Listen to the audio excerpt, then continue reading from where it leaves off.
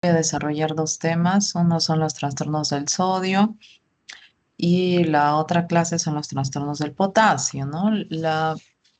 Misma, el día lunes voy a hacer algunas preguntas justamente de esta clase, porque de los dos, bueno, no le voy a restar importancia a ninguno de los dos, evidentemente, pero justamente he elegido estos trastornos porque son bastante frecuentes y ustedes tienen que saberlo. No solo basta con dar un examen, sino hacerles preguntas de casos clínicos, de cosas que pueden suceder en los hospitales, la única manera en la que yo puedo asegurarme que ustedes saben. Entonces, empecemos con esto de fisiología, que justamente es el medio interno, el líquido, la distribución del líquido a nivel de todo nuestro organismo.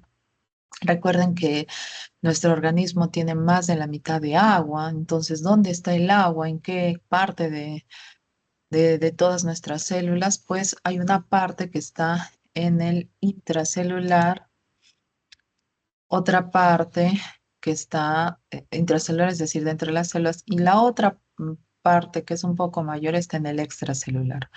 Una parte de este extracelular está en el intravascular o en el plasma y otro porcentaje está en el intersticial, es decir, entre las células, en el espacio entre las células. Entonces, lo que también tienen que recordar es que el sodio siempre va acompañado del agua, ¿sí? Entonces, cuando hablemos de sodio, evidentemente vamos a hablar también de agua. Esto de la difusión lo aprendieron muy bien en fisiología. Recuerden que nuestras células tienen membranas que son semipermeables y esto nos va a permitir el pasaje de solutos o de agua, ¿no? ¿Para qué? Para intentar regular justamente las osmolaridades. Entonces, en realidad, lo que suele cruzar en más frecuencia es el agua y esto está definido por las acuaporinas que están presentes en las membranas celulares, ¿sí? Para intentar mantener una osmolaridad igual en el intracelular y en el extracelular. ¿Por qué es tan importante el sodio? Porque el sodio nos ayuda a definir la osmolaridad plasmática. La osmolaridad plasmática tiene su fórmula y la fórmula es esta: dos veces el sodio más la glucosa sobre 18 más el boom, que es el nitrógeno ureico, sobre 2,8. Pero si se dan cuenta de estos tres valores, el que nos va a definir la osmolaridad justamente es el sodio. Incluso si hablamos solo de osmolaridad efectiva, es decir, los solutos que van a atravesar membranas, solo nos referiremos al sodio y a la glucosa. Pero miren, para que la glucosa nos altere la osmolaridad, tiene que subir mucho, ¿no? Ya que su valor, en realidad, si en cuanto a números, no nos va a modificar mucho la osmolaridad. ¿Y qué es lo normal? ¿Cuánto es lo normal de osmolaridad? Lo normal es de 280 a 295 milosmoles por kilo. Es esperable que los trastornos del sodio o hiponatremia o hipernatremia nos genere también alteración en la osmolaridad plasmática, ¿sí? Entonces, la osmolaridad dijimos que está definida por dos veces el sodio, por la glucosa entre 18, por el boom, que el valor de boom, que es el nitrógeno ureico, es necesario el valor de urea previo, porque la urea si se dosa sanguíneamente, es urea sobre 2,14 el valor del boom. Entonces, la osmolalidad es el número de partículas de soluto por volumen de solvente y la tonicidad es prácticamente la osmolaridad efectiva, ¿no? Está por solutos efectivos, es decir, que los solutos, bueno, en realidad son los que no atraviesan de forma pasiva la membrana plasmática, el sodio, la glucosa. Entonces, la osmolaridad, como les mencioné, es esperable que cuando se altere la osmolaridad, cuando se altera el sodio, también se altere la osmolaridad. Entonces, si la osmolaridad baja, automáticamente se van a activar algunos mecanismos. Y aquí incluye el mecanismo de la hormona antidiurética. Recuerden que la hormona antidiurética justamente es secretada cuando la osmolaridad está aumentada, ¿no? Antidiurética significa que a nivel del tubo contorneado distal y colector se va a activar las acuaporinas. ¿Y qué va a pasar? va a hacer que se reabsorba específicamente agua justamente para disminuir la osmolaridad plasmática. Por ende, disminuye el volumen urinario, la orina se hace mucho más concentrada y la osmolaridad se regula. Al revés, si la osmolaridad disminuye, se suprime la antidiurética y la persona va a tener una orina muy diluida y por ende va a perder también más volumen, ¿no? Entonces, bueno, esa diapositiva es para recordar que la antidiurética es secretada principalmente secundaria a la alteraciones en la osmolaridad. Ahora, esta diapositiva nos sirve para ver y recordar que el agua corporal total varía dependiendo de la edad de la persona. En lactantes y en recién nacidos hay 75% de agua corporal, a diferencia incluso de mujeres y hombres, ¿no? Recuerden que el varón tiene 60% y las mujeres tienen el 50% del agua corporal total. Como les dije, todo esto está distribuido en el intracelular y en el extracelular, ¿no? Entonces, la antidiurética está secretada, ya les dije, por alteraciones en la osmolaridad. Si está aumentada la osmolaridad, se va a secretar mucho más. Si al revés la osmolaridad está disminuida, la secreción es mucho menor. O por otras situaciones como contracción del líquido extracelular, náuseas, hasta fármacos. Justamente hay algunos fármacos que pueden alterar o aumentar o disminuir la secreción de antidiurética y generar en el paciente alteraciones en el volumen urinario.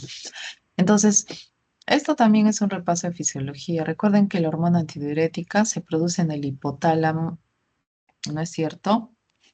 Se produce en el hipotálamo, pero se almacena en el óvulo posterior de la hipófisis, ¿no? Entonces, se estimula la secreción por alteraciones en la osmolaridad plasmática. Entonces el sodio, ahora ya vayámonos a hablar específicamente del sodio, ¿sí? El sodio es el principal cation extracelular, esto no lo olviden. Principalmente el sodio está fuera de la célula, en una concentración entre 135 y 145.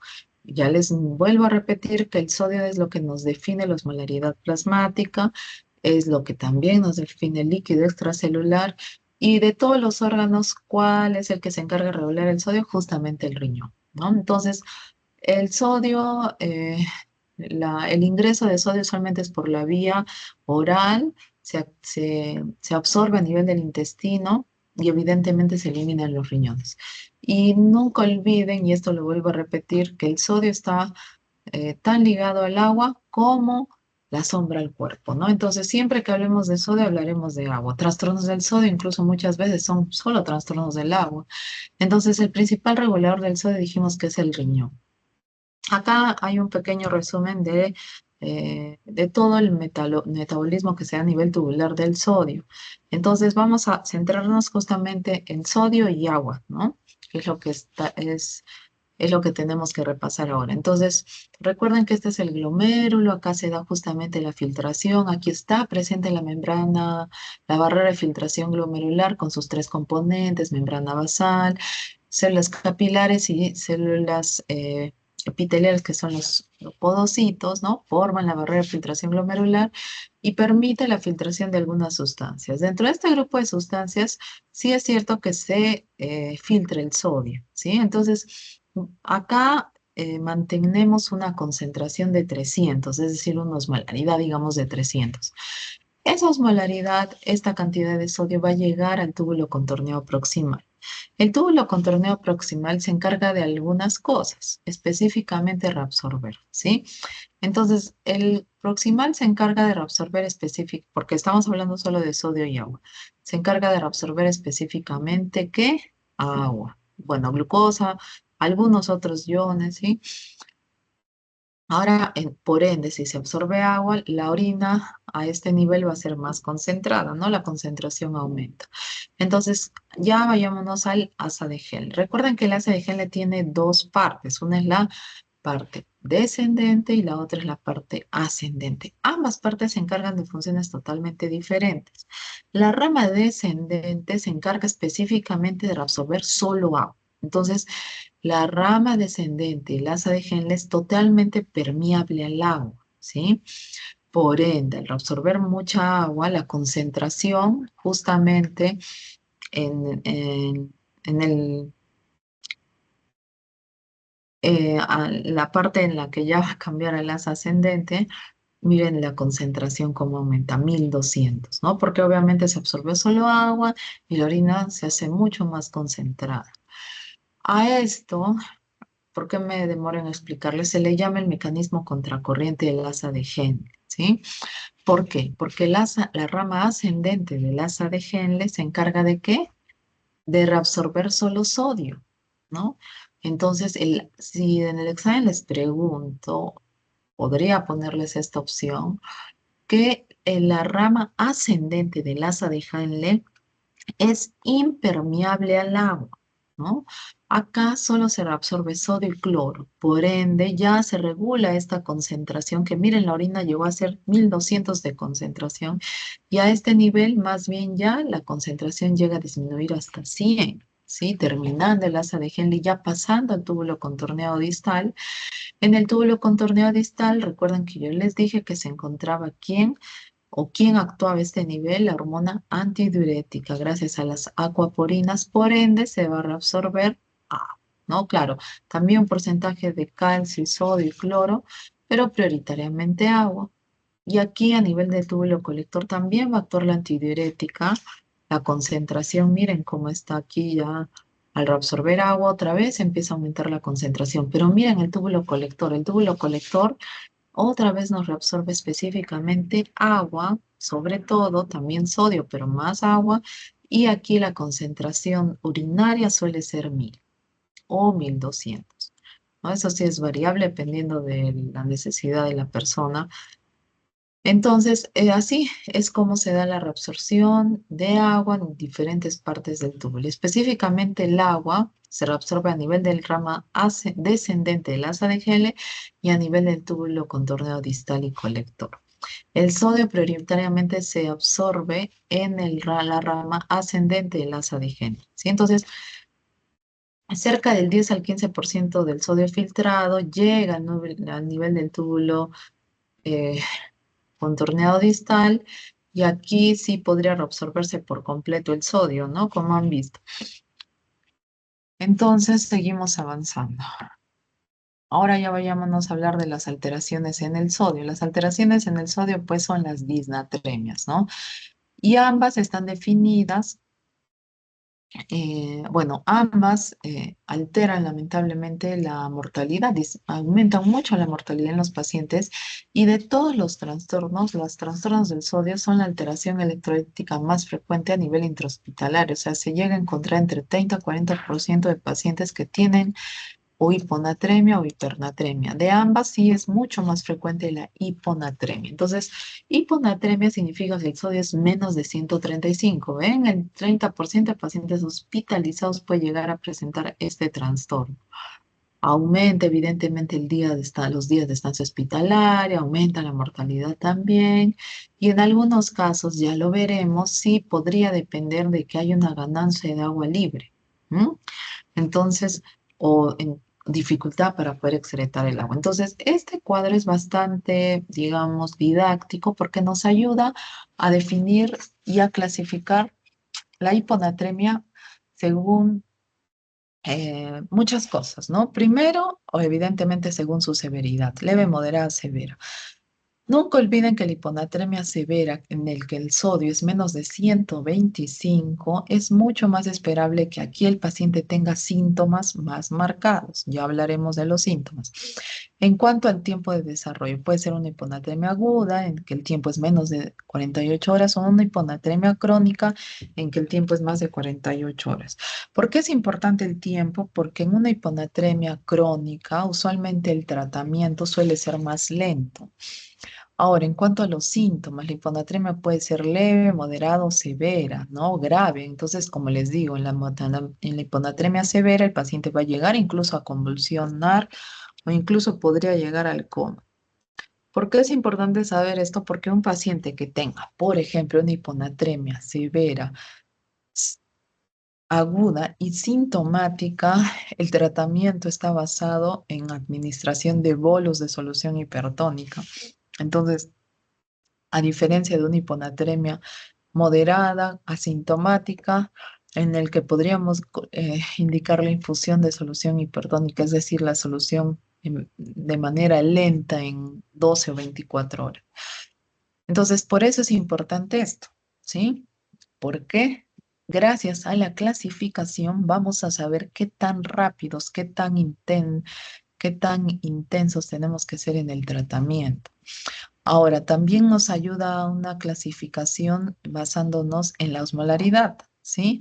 Puede ser una hiponatremia hiposmolar cuando es menos de 275 o una hiponatremia hiperosmolar cuando es más de 295. Y también es importante el estado de volemia del paciente, porque un paciente que tenga signos de hipovolemia, evidentemente, este paciente em, tiene pérdidas y lo importante aquí es corregir justamente el estado de volemia. A diferencia de un paciente con hipervolemia, en que acá sí el paciente tiene retención de agua libre y por ende lo que tenemos que hacer al revés, dar diuréticos. Entonces, esto es lo mismo, ¿sí? Las hiponatremias, como les digo, la clasificación es variable, pero una de las clasificaciones está basada en la osmolaridad, ¿no? La osmolaridad plasmática normal, baja o aumentada, que esto lo vamos a ver mucho mejor aquí. En cuanto a la hiponatremia, es esperable, les he dicho muchas veces que la hiponatremia es esperable que la osmolaridad esté disminuida, pero también hay un porcentaje de pacientes que tienen osmolaridad plasmática normal o incluso elevada. ¿En cuáles casos? En el que otros osmoles, que no son el sodio, me eleven la osmolaridad. ¿Cuáles son? Les dije la glucosa, que también influye en la osmolaridad, o la administración exógena de manitol. El manitol también es un electrolito que nos puede subir la osmolaridad. O, por ejemplo, pacientes que tengan hiperlipidemia o hiperproteinemia.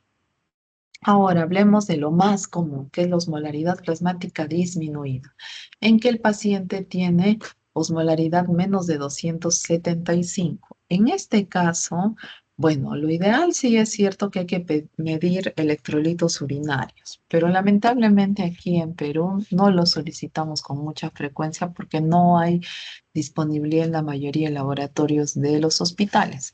Entonces, después de clasificar a a la hiponatremia según osmolaridad, nos vamos a evaluar el volumen circulante efectivo del paciente, el estado de volemia.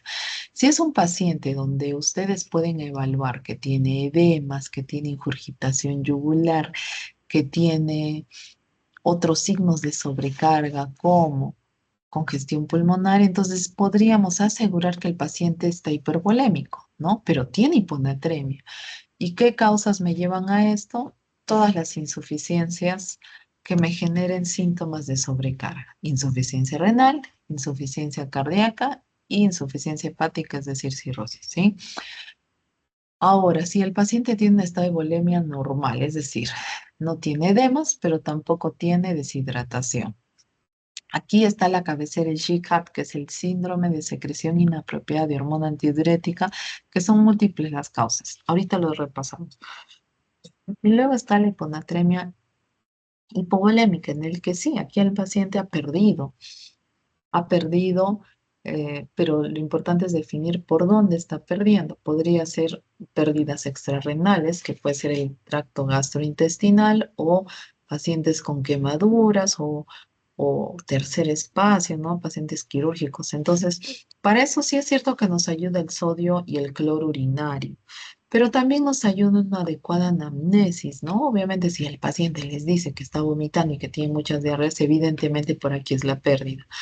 Y si el sodio urinario sale aumentado, entonces aquí sí, y adicional a eso, el paciente tiene aumento del volumen urinario, entonces aquí está perdiendo, ¿no? Puede ser uso excesivo de diuréticos o la nefropatía pierde sal o los otros tipos de tubulopatías donde el paciente pierde mucha cantidad de sodio y de agua.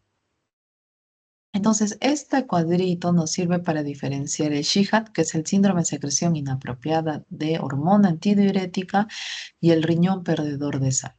Solo tres cosas quiero mencionar de esto. ¿Cuál es? En ambas, el paciente va a tener hiponatremia. En ambas el paciente acá claramente se ve, en ambas el paciente va a tener hiponatremia. En ambas el paciente va a tener osmolaridad plasmática disminuida. ¿No es cierto? Pero el SHIHA tiene un estado de volemia normal y el perdedor de sal tiene el paciente hipovolemia. ¿Por qué? Porque, miren, ven SHIHA normal, incluso todavía un poco elevada, y en el caso del perdedor de sal, la volemia está disminuida, porque aquí el paciente, junto con el sodio, se va tanta cantidad de agua que el volumen urinario está muy aumentado. ¿Sí? Entonces, uresis, que es el volumen urinario, está muy elevado. El paciente acá orina 4, 5, 6 litros, a diferencia del Shihad, en que incluso llega a orinar un poco menos de volumen urinario normal.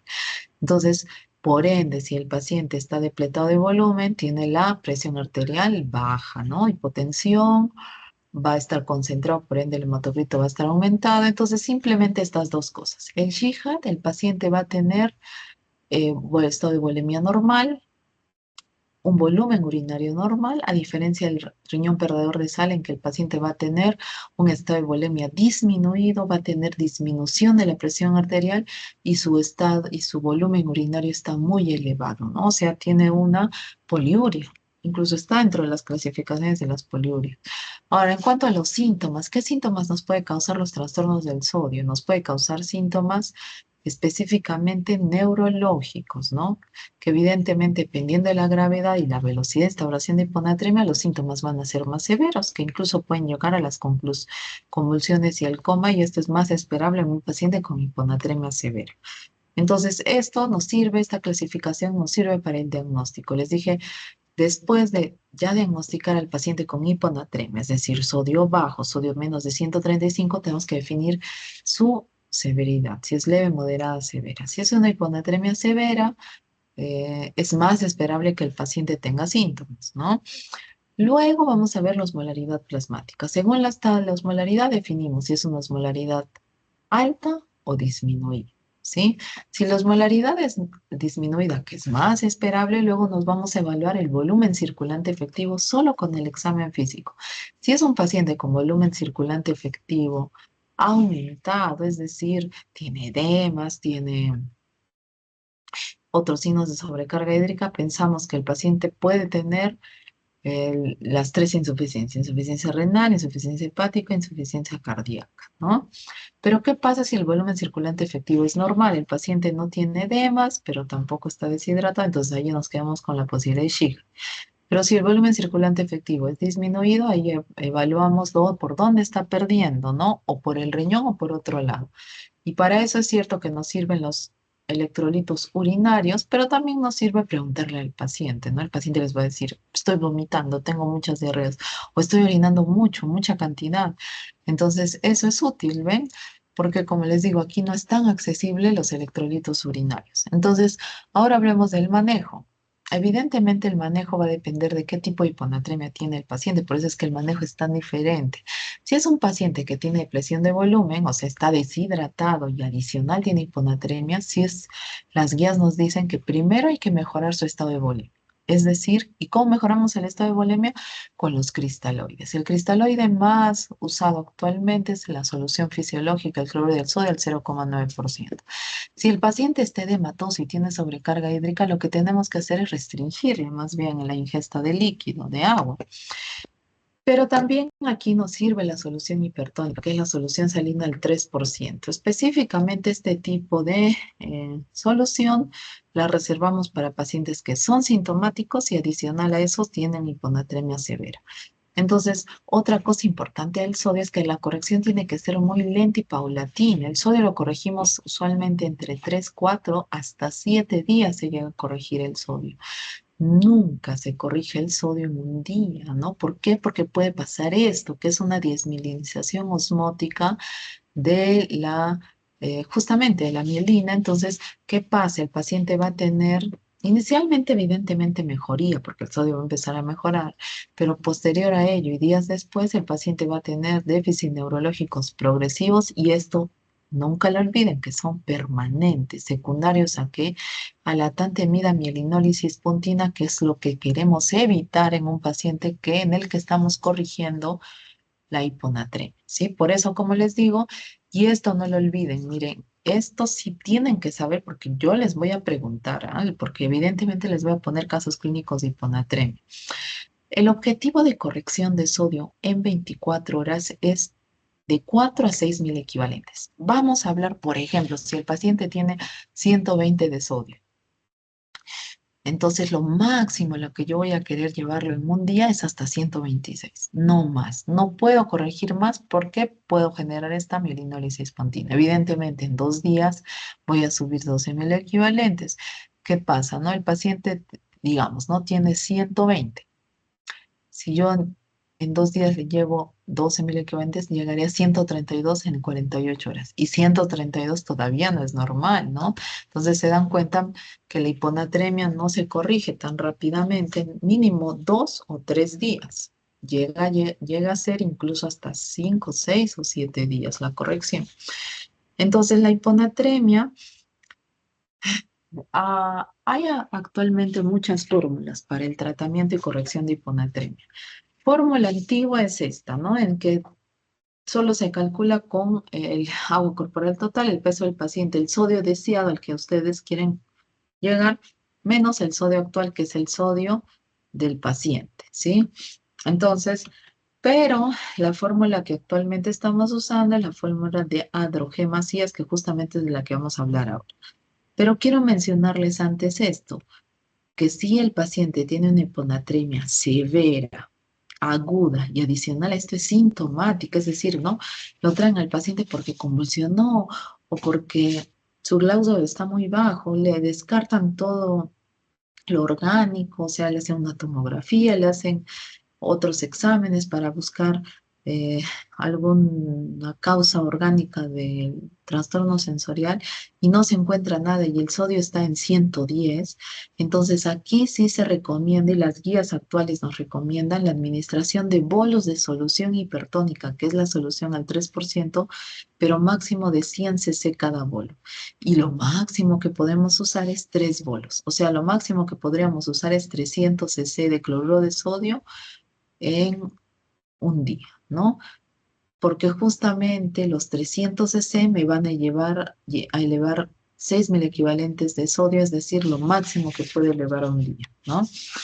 Entonces, ahora hablemos de la fórmula de Adrogemasías. Esta fórmula nos va a indicar el cambio de sodio por cada litro de solución administrada, ¿no? Entonces, ¿cuál es la fórmula? Esta, el sodio en infusión, o sea, cuánto de concentración tiene mi infusión. Como les dije, lo que usamos usualmente es esta solución salina al 3%, que es 513 mil equivalentes. Entonces acá ponemos 513 menos el sodio del paciente, digamos que 110, sobre el agua corporal total más 1.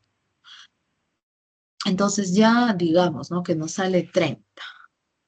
Entonces 1 litro de solución hipertónica me subirá 30.000 equivalentes de sodio. Evidentemente esto yo no quiero subirlo, entonces lo que tengo que poner es lo que yo quiero subir. Por ejemplo, si quiero subir 6.000 equivalentes, pongo estos 6 y por regla de 3 simple, saco el volumen que debo administrar para llegar a aumentar el sodio que estoy planteando, ¿no? Entonces hablemos de este caso clínico.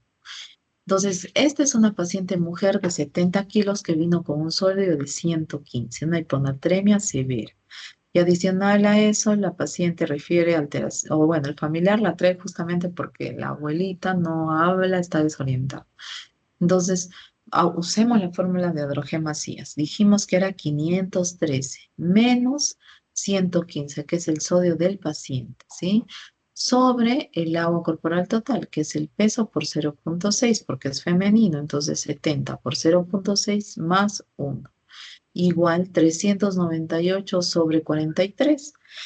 Y esto nos sale 9,2 mil equivalentes. Es decir, 1 litro de solución salina, perdón, solución hipertónica me subirá 9,2 mil equivalentes, pero yo no quiero subir 9,2, yo lo que quiero subir es solo 5, no recuerdan que el promedio es de 4 a 6, pero aquí yo decidí subir solo 5.000 equivalentes en un día, entonces simplemente se saca por regla de 3 simple, 1 litro de solución salina al 3% me sube 9,3, ¿Cuánto de volumen me subirá 5.000 equivalentes? Por regla de 3 simple me sale que es 542 cc y esto lo tengo que dividir en 24 horas. Entonces lo que vamos a administrar es 22 cc por hora para en el día, en un día de 24 horas, le voy a llegar hasta 120, que solo le voy a subir 5.000 equivalentes, ¿no es cierto? Entonces, esta fórmula de Adrogemasías es la que actualmente se usa. Les voy a poner un caso clínico para que hagan su fórmula y para que me pongan cuánto de volumen le tienen que administrar en un día para llegar al sodio que ustedes quieren y tienen que repasarla, ¿no? Lo que tienen que aprenderse evidentemente es esto. Y también cuántos mil equivalentes tiene la solución hipertónica. Entonces dijimos, si la hiponatremia es sintomática y le estoy administrando bolos de solución hipertónica, los suspendemos y el paciente mejora. O si el sodio llega a ser un sodio seguro, que es más de 120. O si llegamos a corregir los 12 miliequivalentes en 48 horas, lo ideal siempre a todo paciente al que se le está corrigiendo el sodio, hay que saber el sodio cada 2 horas o al menos cada 4 horas. Entonces hay que estarle pidiendo exámenes de sangre al paciente, porque lo único que nos va a llegar a la corrección segura, lo único que nos va a asegurar la corrección segura es dosar el sodio plasmático. No hay otra manera, ¿sí? Entonces, la hiponatremia, ¿qué hacemos con un paciente que tiene hiponatremia asintomática? Es decir, el sodio está bajo, pero el paciente no tiene síntomas.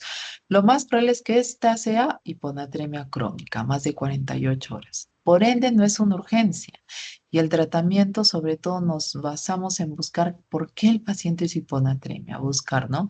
Su estado de bulimia, si es un paciente bulémico, si es un paciente deshidratado o hipervolémico.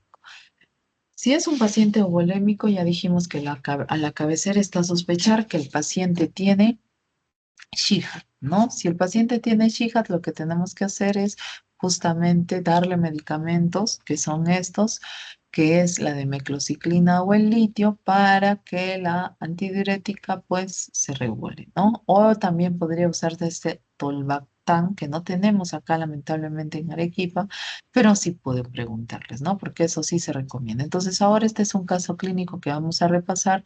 Es una paciente mujer de 70 años, ingresa a emergencia por compromiso neurológico con tendencia al sueño, no hay focalización, mucosas orales húmedas, no edemas, y le hacen exámenes, sodio 122, osmolaridad sérica 270, potasio 3,8, glucosa 120, creatina 0,7. Entonces, si el sodio está tan bajo, está bajo, evidentemente menos de 135 y más aún menos de 125, que menos de 125 es severa, entonces este paciente definitivamente tiene una hiponatremia severa, ¿no?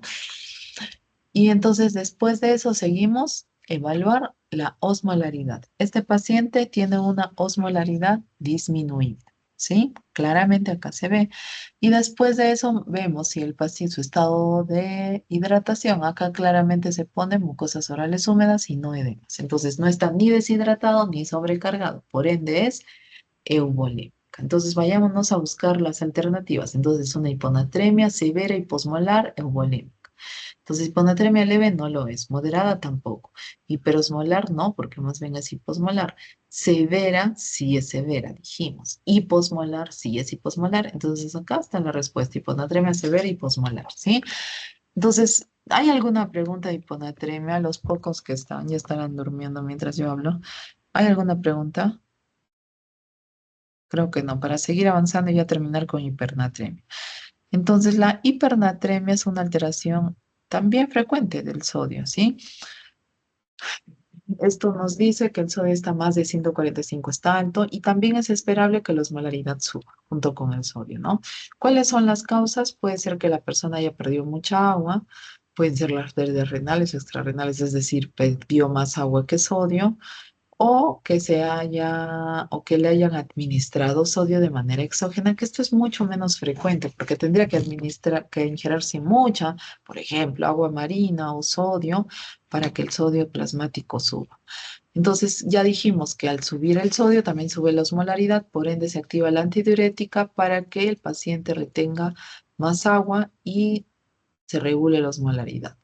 Ya dije que la etiología es múltiple, ¿no? Desde pérdidas en las que la persona pierde más agua que sodio, eh, incluso hasta sudoración, fiebre, ejercicio, infecciones respiratorias. Y lo otro también podría ser preguntado es esto de las diabetes insípida. Diabetes insípida puede ser central o nefrogénica, ahorita lo hablaremos, o otro tipo de alteraciones a nivel hipotalámico, a nivel, o que entre agua dentro de las células.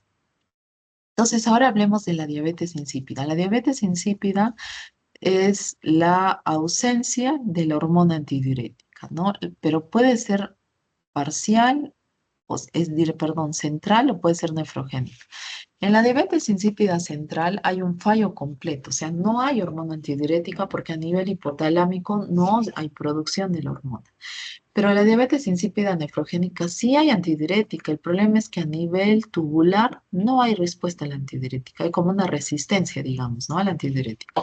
Entonces, evidentemente, pero en los dos, la antidiurética no va a hacer efecto. Por ende, el paciente va a orinar mucho porque no hay antidiurética, ¿no? Entonces, la orina puede llegar incluso, miren, hasta los 20 litros. Evidentemente es muy diluida porque va a perder todo el agua. Recuerden que la parte final de regulación justamente es por la antidiurética a nivel del túbulo distal y del túbulo colector. Si no hay antidiurética, la orina va a ser más diluida, el volumen urinario va a ser muy alto y de todas maneras, si es que el paciente tiene un mecanismo de la sed conservado, podría llegarse a mantener el balance, sí, pero cuando las pérdidas son tantas, ni el mecanismo de la sed lo va a estabilizar. Entonces, ¿cuáles son las causas de diabetes insípida central? Puede ser que el paciente tenga un antecedente de neurocirugía, traumatismos o todo, lo que me daña el hipotálamo. O la diabetes insípida nefrogénica, en que acá podría influir hasta alteraciones en electrolitos como el calcio, el potasio, Sjögren, enfermedades autoinmunes o pacientes que tengan, que tomen algunos fármacos. Hay fármacos que pueden generar la diabetes insípida nefrogénica, ¿sí? Entonces, ¿qué clínica va a tener el paciente? También síntomas neurológicos. En el caso de las hipernatremias, que pueden variar desde la letargia hasta el coma. También aquí es cierto, porque en el potasio sí es diferente, pero aquí en el sodio sí. A más síntomas, más gravedad, ¿sí?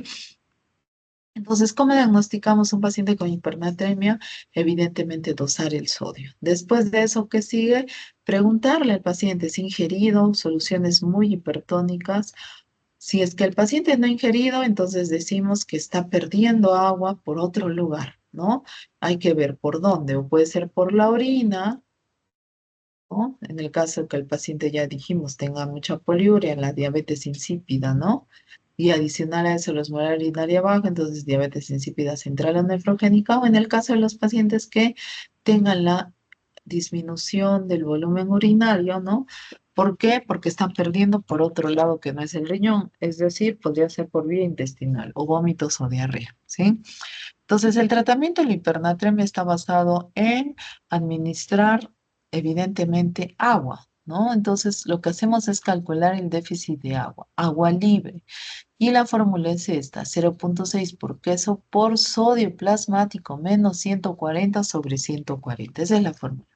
Esto nos sirve solo para dos cosas. Primero, para que ustedes sepan cuál es la composición de las sustancias más usadas, más conocidas. Dentro de estas está el suero salino, el 0,9%, que es la solución fisiológica. Si en algún momento les pregunto, ¿cuánto de concentración en sodio tiene la solución fisiológica? Ustedes me responderán 154, ¿no? Porque recuerden que es cloruro de sodio. Si hay 154 de sodio, también habrá 154 de cloruro, ¿sí? Y la osmolaridad en ambos es ¿cuánto? 308, o sea, la osmolaridad total. Ahora hablemos de lo que estábamos conversando, que es la solución hipertónica al 3%. Miren, 513 mil equivalentes de sodio, ¿no? Entonces, esta solución, justamente por eso se llama hipertónica, porque tiene bastante concentración, es bastante concentrada, por ende, tiene que usarse con mucho cuidado. La administración tiene que ser muy medida y la única manera de saber y de medir exactamente la administración es a través de qué? De las bombas de infusión, ¿no? Entonces ya hemos repasado cuánto es lo de concentración que tiene la solución salina, la solución hipertónica al 3% y finalmente hablemos de cuánto de concentración tiene la solución al 20%, que es el hipersodio, ¿no? ¿Cuánto tiene? 3,4 mil equivalentes por mililitro. Por ende, en 10 mililitros habrá ¿cuánto? 34.000 equivalentes de la solución hipertónica, ¿sí? Perdón, ¿cuánto? Solo saliendo 3,4 de solución al 20%, ¿sí? Es por mililitro, entonces en los 10 mililitros tendrá 34.000 equivalentes. Ahora el tratamiento, como les dije, calcular el agua libre y según eso nosotros definir cuánto de líquido se le va a administrar. Si fuera diabetes insípida central, el paciente tenemos que darle antidiurética exógena, análoga, que es la desmopresina. O la nefrogénica podría usarse incluso tiazidas, pero eso todavía no es algo 100% efectivo, ¿sí? Ahora les estoy poniendo un caso clínico de hiponatremia. Entonces, es una paciente, 82 años, fibriladora, que viene a emergencia por trastornos sensorios, evidencia de sodio en 112, y osmolaridad plasmática en 243. Entonces, ¿qué pasa? Esta paciente tiene una hiponatremia hiposmolar y tenemos que ver la evaluación. No dice nada de que la paciente tenga sobrecarga ni deshidratación, por ende está euvolémica, ¿no? Entonces, esta paciente tiene hiponatremia, hipotónica, euvolémica y también asintomático, obviamente, por eso la han traído. Entonces, ¿qué hacemos? Calcular con adrogemasías cuánto volumen le voy a administrar en 24 horas. ¿Para qué? Para subir el sodio máximo de 4 a 6 mil equivalentes por día. Ya, este es un paciente de 50 años, que es un paciente que le ha dado un cuadro gastrointestinal infeccioso y que vino a emergencia con fiebre, taquicardia, signos de deshidratación. Entonces, y en los exámenes el sodio sale en 160. Claramente el paciente está hipernatrémico y lo que tenemos que hacer es calcular el déficit de agua, ¿no? 0,6 por peso por el sodio medido sobre 140 menos 1 y acá nos sale que el déficit de 6,2 litros. Entonces me preguntarán, ¿le voy a administrar los 6,2 litros en un día completo? No, porque esto solo vamos a indicar la mitad en las primeras 24 horas, es decir, 3 litros en 24 horas y el resto en las siguientes 48. Entonces, el sodio, en conclusión, también el sodio no se corrige rápidamente, ¿no? Incluso así está elevado. Entonces, pequeños, miren, solo son 6. Yo estoy sacando un screenshot, bueno, 7, que no sé quién ha entrado ahora. Yo estoy sacando en este momento un screenshot a la pantalla. ¿Por qué? Porque no podemos estar permitiendo esto, chicos. No podemos estar permitiendo que miren, o sea, un docente, yo también tengo cosas que hacer, ¿ah? No crean que solo ustedes, más aún yo todavía, nosotros también dejamos de hacer cosas por hacer la clase teórica. Ustedes, yo no entiendo qué tanto tienen que hacer sus compañeros para no asistir una hora y media a su clase, a esta hora, ¿no? No hay la excusa de que hay clases. La universidad no está abierta a 10:30 de la noche, un sábado. Entonces, ustedes también saben que aquí nosotros, ¿qué hacemos? Ponemos nota, ¿no es cierto? Entonces, al poner nota, obviamente los que no asisten no tienen nota, ¿no? Justo qué casualidad, ingresa uno más cuando vamos a tomar lista. Entonces, una alumna es Alexandra Prat. Andrea, ¿Andrea qué? ¿Dónde Fernández. está Andrea? Andrea Alcázar, No, Fernández Vaca. Andrea Fernández Vaca, ya. Andrea Fernández. Brian, que es el delegado. O Brian, tú no te comunicas con tus compañeros, no sé, ya lo hablaremos el lunes. Diego Santana, Gabriela Mamani, Julio Espinosa y Karen Mendoza. Solo tengo una asistencia, ¿sí? ¿Quién? No, Karen, pero el apellido es Huachín. El ya, perfecto. paterno. Karen Joachín, ¿no? Karen Joachín Sí, Espinosa. Alexandra Prado, Andrea Fernández, Brian Cárdenas, Diego Santana, Gabriela Mamani, Julia Espinosa y Karen Joachín Espinosa. Ya, muy bien, son 7. Entonces, ya hemos terminado. Nos vemos el lunes. Ahí vamos a completar con lo del potasio. Como les vuelvo a repetir, les voy a hacer unas preguntas a todos sobre los trastornos del sodio, un ejercicio, a ver si algo puede, como los otros chicos en teoría ya saben del sodio, les puedo preguntar, porque no han entrado a la clase teórica. Supongo que es porque ya lo saben. Ya, entonces nos vemos el día lunes en la clase, ¿sí? Eso es todo. Ya pueden ir a descansar. También si tienen preguntas, ese día me preguntan, ¿sí? Hasta luego. Solo, doctora. Hasta luego, hasta luego. Hasta luego, doctora.